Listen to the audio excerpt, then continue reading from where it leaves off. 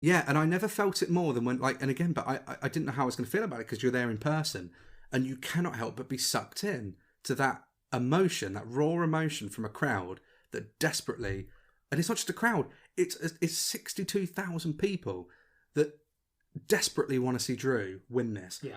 We want that moment. We want to be the ones to say we were there live when it happened. Everyone that was there when Bulldog won the IC title from Bret Hart, and it was that amazing reaction and just the emotion from everybody after that match. We desperately wanted to be able to go, we were there when Drew did it.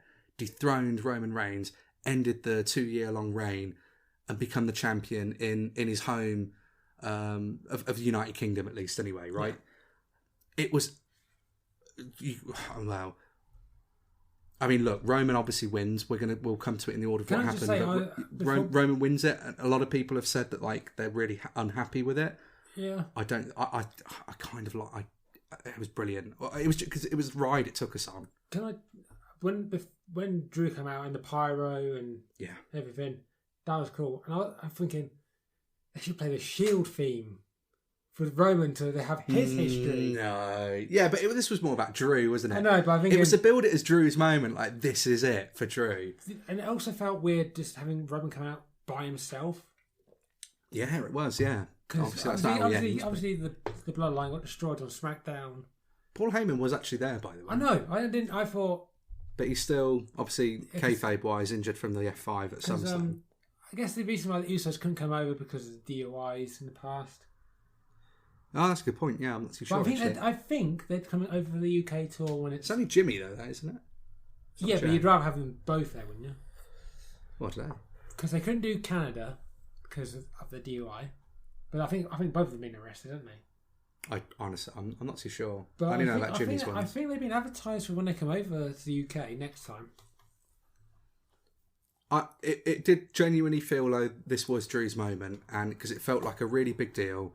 Broken Dreams, a little bit of it plays anyway with that sort of montage showing the evolution of his career, and then we get his new updated music, and he come out. My first thought was seeing him that close was, man, this dude is big. Yeah, like Drew is like, deceivingly massive. Like I know he looks big on TV, but again, like it's one of those things where when you see it in person, one other person I said that about was Rusev or Miro. Oh yeah, because he's deceiving. Like again, he looks big on TV, but like in person, the dude is huge. Is that by height or by size or by width? Well, with Miro, it was more like the sheer width. Yeah, like I've never seen a chest to his shoulders like it. He was literally like a house.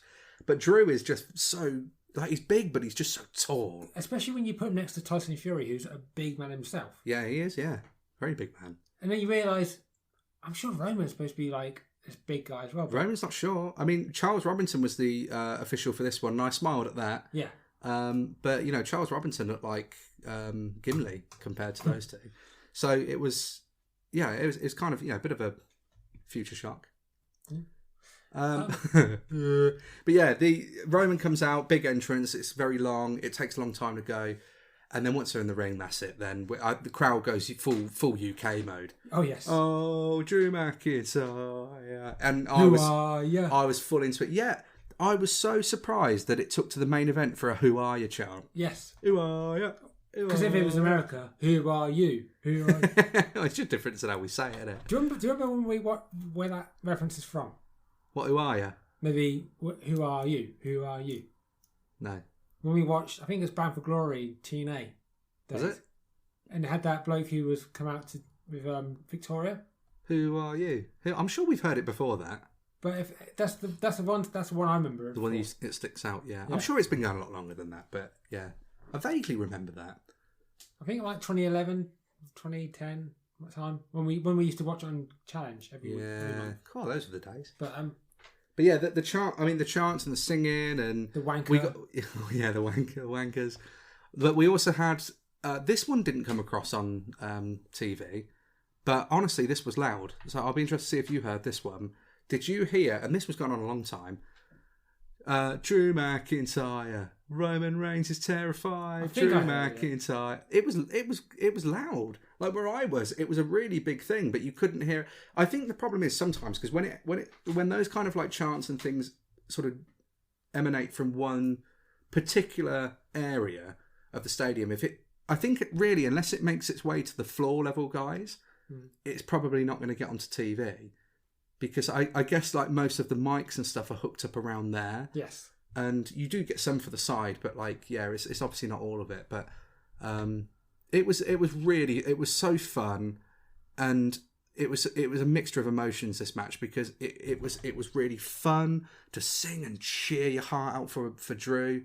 The ride it took you on with all the twists and turns, and obviously, you know, anything Drew was doing, he was getting cheered like, you know, this massive megastar. The fact he kept kicking out at one at the beginning, yeah. Because another reason why I thought Drew was going to win was because, and maybe it's just because I've watched wrestling for so long, the false finishes were all Roman nearly winning. Yes. And Drew didn't get a single one. Which again, and that was perfect booking. Yeah. Because it just had us. And that's why I'm not mad with the finish, because I had such a fun time. I thought I wasn't upset.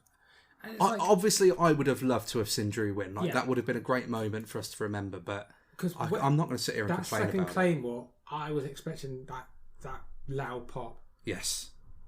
It was when he could finally hit the Claymore as well, because I did a good job of building it, and then Roman it wasn't connecting. The same way in a different way of when Sheamus tried to get the 10 beats of the Bowery on. It was a similar sort of thing, yeah. And then when he was finally doing it, and it was doing it all over the arena, all over the ringside. But because what another thing about a Roman match is hearing him on the camera when he's talking to. Yeah, because you can't hear a thing. You can't hear a thing. Yeah. That's not, well, apart from the crowd. Yeah. And I know I know it was a complaint of the match, how it's just a typical Roman match. I'm fine with that. It was great. It's genuinely, it was so good. And you got to remember, like, the crowd is making that. I think even if you was watching that at home live from the TV, like, there's no way the crowd wasn't making that feel like a big deal, because honestly, that match felt like a huge deal. Like, that had a big fight feel. Yes. That gets overused a lot, but it really did have a big fight